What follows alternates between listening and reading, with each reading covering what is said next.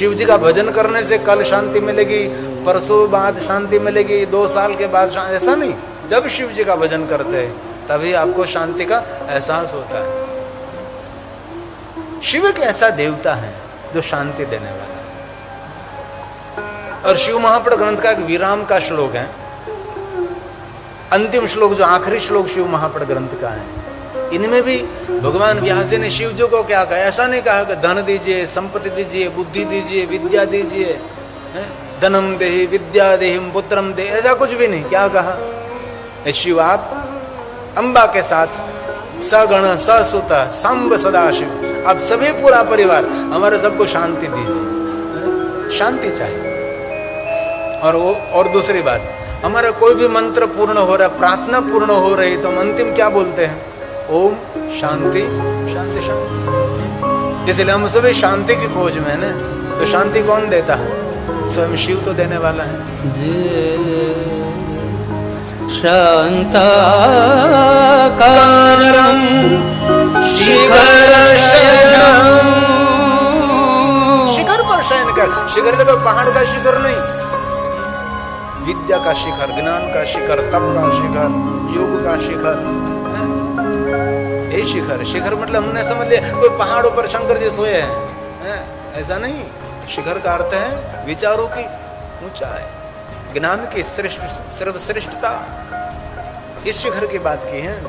लेकिन ज्यादातर लोगों ने ऐसा मान लिया कि शिखर मतलब कोई पहाड़ पर शंकर जी सोए हो गए बिस्तर लगाकर, और कहीं वर्णन नहीं शंकर जी सोए हैं। विष्णु भगवान जरूर शांताकारम भुजगशयनम, है ना, ये सर्प के शया करके सोते रहते हैं और लक्ष्मी जी उसके चरण दबाते। लेकिन शंकर जी का कहीं वर्णन नहीं कि पार्वती उसके चरण दबा रहे हैं।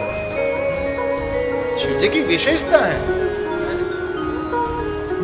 विष्णु भगवान की विशेषता, लक्ष्मी जी उसका चरण दबाते हैं। लेकिन शंकर जी की कहीं वर्णन नहीं कि पार्वती शंकर जी का चरण दबा रहे हैं।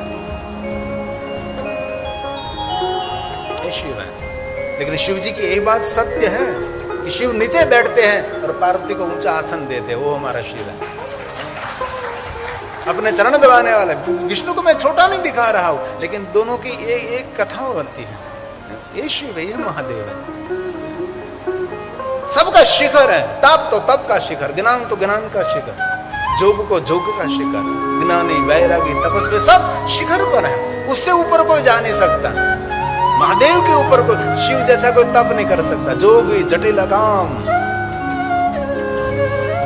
उनके जैसा किसी का अमंगल वेश भी नहीं है। भूत कितने ही प्रयास करे, लेकिन शिव जैसे अमंगल नहीं बन सकते, और शिव जैसा कोई मंगल भी नहीं बन सकता। वो शिव है जो पराकाष्ठा है, जो पूर्णता है, उससे ऊपर कुछ भी नहीं। वो शिव है, इसलिए कहा शांताकारम। शांताकारं शिखर शयनं नीलकंठं सुरेशं। मेरे पास 33 कोटि देवता है। एक देवता तो मुझे दिखाओ कि किसी ने विषपान किया हो, कोई देवता तो मुझे दिखाओ कि जिन्हें जहर पिया हो। कोई देवता दुनिया में नहीं है जिन्होंने विषपान किया हो। जहर पीने में शिखर पर, उनके जैसा कोई जहर नहीं पी सकता, उनके जैसा कोई विषपान। कोई भी बात पकड़ो, और कथा कहने में भी कथाकारों में शिखर। शिव जी से सुंदर कथा दुनिया में कोई नहीं कह सकता। कोई भी क्षेत्र में शिव जी को जरा देखे तो शिव सभी क्षेत्र में शिखर पर है। उनकी ऊंचाई कोई नहीं पकड़ सकता। वो शिव है। अरे बराबरी नहीं कर सकता, उसके तो ऊपर जाने की बात तो छोड़ो, शिव की बराबरी, उसके समानता भी नहीं कोई कर सकते। वो शिव है, वो महादेव है। जब शंकर भगवान ने विष्णु को समानता दी, जब भगवान अग्निस्तंभ के रूप में प्रकट हुए थे, तब ब्रह्मा जी ने झूठ व्यवहार किया, केतकी पुष्प ने गलत गवाही दी, तब विष्णु भगवान ने सत्य का आचरण किया। ब्रह्मा जी ने विष्णु भगवान के साथ कपट किया था, तो भी विष्णु जी ने ब्रह्मा जी के हित के लिए प्रार्थना की। तब विष्णु भगवान के श्रेष्ठता और समझ और सत्यता देखकर धर्म न दूसरा सत्य समाना। लेकिन शिव जी ने कहा कि आप मेरे समान रहोगे, लेकिन विष्णु ने स्वीकारा नहीं।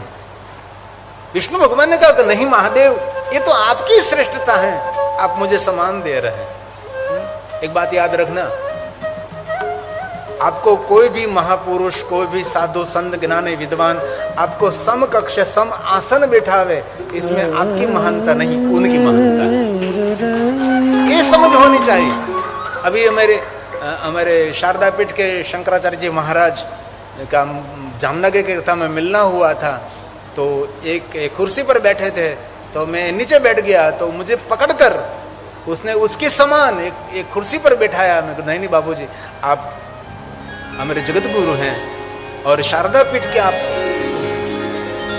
पीठाधीश्वर हैं, मैं आपके समकक्ष, मैं आप जैसी ऊंचाई पर नहीं बैठ सकता, लेकिन उसने मेरा हाथ पकड़कर बैठाया, तो ये मेरी महानता नहीं है, उनकी महानता है। कभी कभी ये बात समझने की बहुत आवश्यकता है। विष्णु भगवान ने महादेव को कहा था, महादेव ये मेरी श्रेष्ठता नहीं है, आपकी श्रेष्ठता है।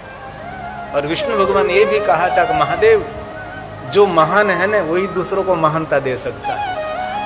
जो स्वयं महान नहीं है, वो दूसरों को महानता कैसे दे सकता है। इसलिए विष पीने में भी श्रेष्ठ है ना शिव। उनके जैसा कौन विष पान कर सकता है, उनके जैसा कौन जहर पी सकता है? कोई नहीं, दुनिया में कोई नहीं। इसलिए कहा शांताकारं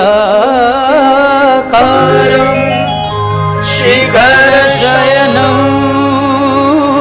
भगवान शिव, भगवान शंकर तमोगुण के अधिष्ठाता है। तमोगुणी व्यक्ति कभी शांत रह सकता है? कभी नहीं रह सकता, क्योंकि तमोगुण का स्वभाव है उपद्रव, उछल कूद। ये तमोगुण का स्वभाव उछल कूद रहते हैं उसके।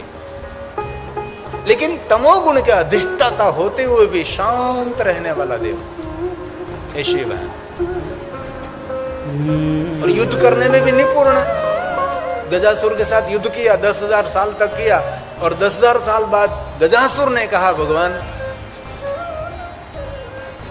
ये पहली क्रांति हुई है, 10,000 साल तक युद्ध किया, लेकिन गजासुर असुर ने कहा कि आप जैसा कोई युद्ध करता दुनिया में नहीं है, युद्ध के शिखर पर आप हैं, आप जैसा कोई युद्ध नहीं कर सकता।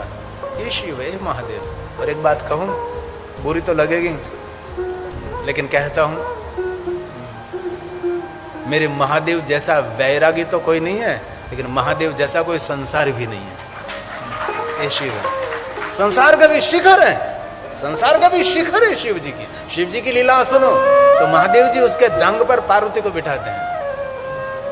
हम ऐसा कभी कृत्य नहीं कर सकते, लेकिन शिव करते। एक तरफ गणेश जी को बिठाते, एक तरफ माता एक तरफ गणेश और कार्तिक को बिठाते हैं, और साथ में बहुत प्यार और दुलार के साथ, जो शिव महापुराण ग्रंथ में जिनका वर्णन नहीं है, लेकिन तामिली ग्रंथ में जिनका वर्णन है, उनकी पुत्री जिनको मोखा कहते हैं। यही दुलार, पुत्र के प्रति कितना आदर, पुत्र के प्रति कितना आदर, क्या व्यवहार, क्या संसार, ये शिव है। इसलिए तामस गुण के अधिष्ठाता होते हुए भी भगवान शिव शांति के परम शिखर पर है। शांताकारं शिखर शयनं नीलकण्ठं सुरेशं विश्वाधारं स्फटिकसदृशं गौरवर्णं शुभांगं वन्दे शम्भो भवभयहरं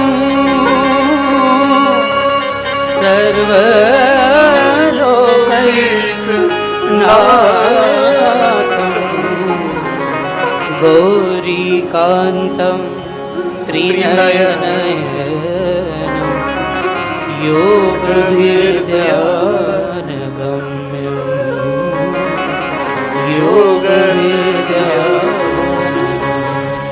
ये भगवान शिव शंकरो परमांक